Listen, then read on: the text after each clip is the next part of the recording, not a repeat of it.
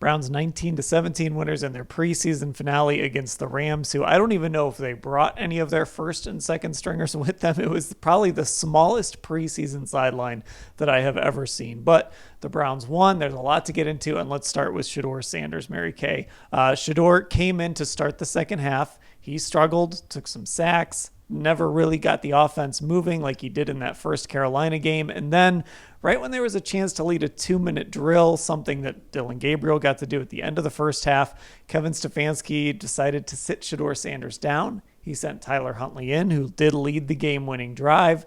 And Sanders, I mean, I guess we were sitting there watching him, Mary Kay. How would you describe how he handled the whole situation? Well, I think you have to acknowledge that he was upset. He got yanked from the football game just when he wanted to go out there and have a chance to orchestrate that game-winning drive the way that Tyler Huntley did. And I don't think there's any other way to slice it. He was upset. And I know that some people don't want to hear that, but that's the truth. We saw it with our own two eyes, and it's okay to be upset. He's a fierce competitor. But he was over there on the sidelines. He had a towel on his head. Guys had to kind of console him. DeAndre Carter had his hands on his shoulders.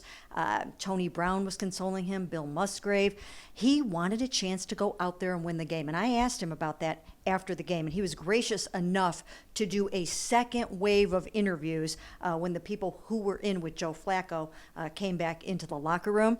And I asked him about that. And he said that, he wants to be the alpha in that moment.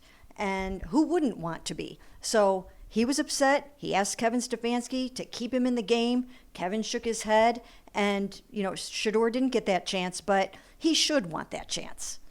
Yeah, look, it's a weird dance we kind of do. We ask these guys to be competitors. We want them to be competitors, but there is also a way to display that on the sideline, especially when cameras are everywhere. People are in press boxes watching your every move.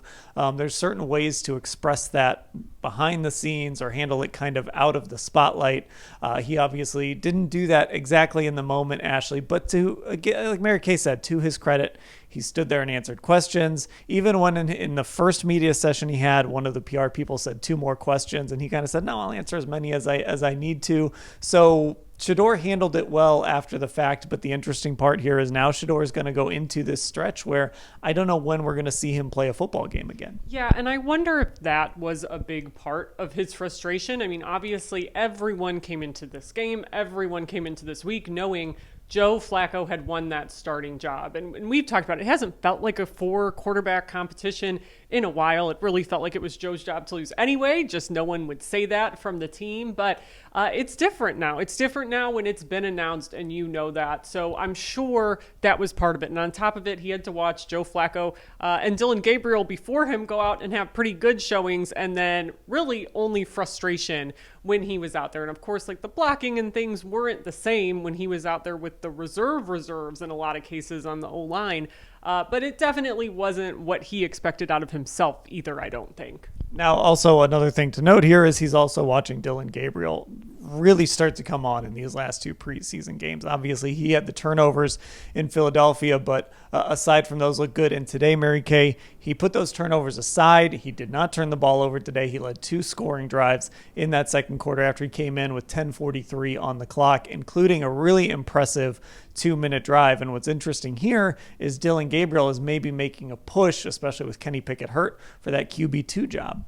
That's right. I mean, that was the headline that I put on my zero story, as we call them, that while Shedeur unfortunately struggled, Dillon went out there and really did make a nice case for the number 2 job in week 1, especially with Kenny Pickett still suffering from a hamstring injury. I thought he was efficient. I thought he moves really well on those keepers where he has to roll out and throw on the run. He's doing a really nice job with that. He's efficient. He's managing the game well. He stayed away from turnovers this time.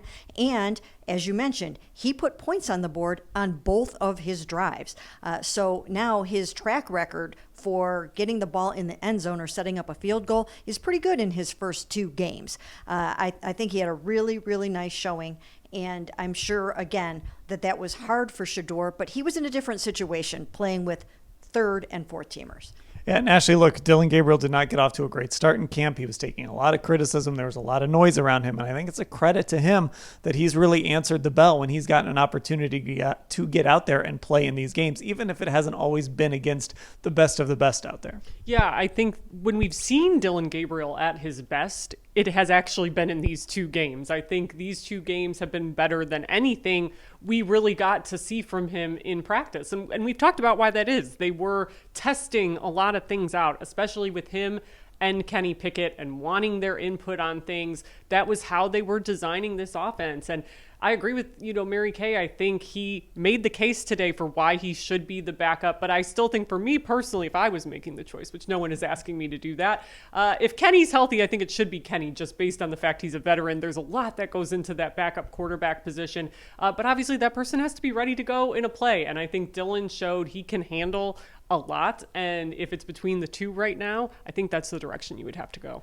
Okay, now there were some injuries in this game ahead of roster cutdown day that are going to have an impact on things. First off, let's just start with Ethan Pocic. Kevin Stefanski after the game didn't seem concerned after Ethan Pocic got rolled up on early in the game. He did walk off the field, but we saw him walk out of the locker room. He had a big wrap around his leg and a brace on his knee. So Mary Kay, look, Luke Whippler is a third-year player. The Browns drafted him in the 6th round a few years ago. He's coming back from a season-ending injury from last year. We don't know what he can do. Ethan Pocic would be a big loss and really kind of shake up that offensive line, which is one of the strengths of this team. It really would be a huge loss. Ethan Pocic has played almost at a Pro Bowl level for the past couple of years. He's very solid. If you are not hearing the center's name, you know he's doing a really, really good job. He is so solid in there in the middle, and it gives them such a good, strong interior of this offensive line. Now, I think Luke Whippler has actually had a pretty nice preseason, but you just don't know how he's going to hold up against the best of the best. He's unproven. He's untested.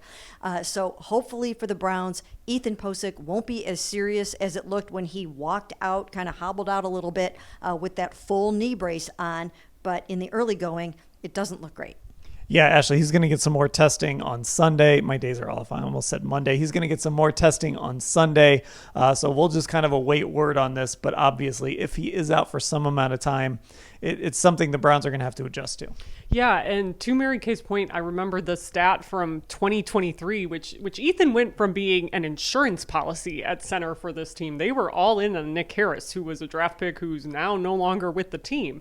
And Ethan went from being an insurance policy to one of the top 3 centers in the league. The only guys PFF that year had rated higher than him were Jason Kelce, a future Hall of Famer, and Creed Humphrey from Kansas City. So he's played really well when he's healthy. And with Luke Whippler, I think he's had a nice camp, but it is just the fact Ethan is much more experienced. He's played with these guys a lot more. He's snapped the ball to Joe Flacco before, right? All of these things that we know. So definitely something to keep an eye on. And just a couple more injury notes. Pierre Strong left the game, was checked for a concussion. He obviously is sort of on that running back bubble.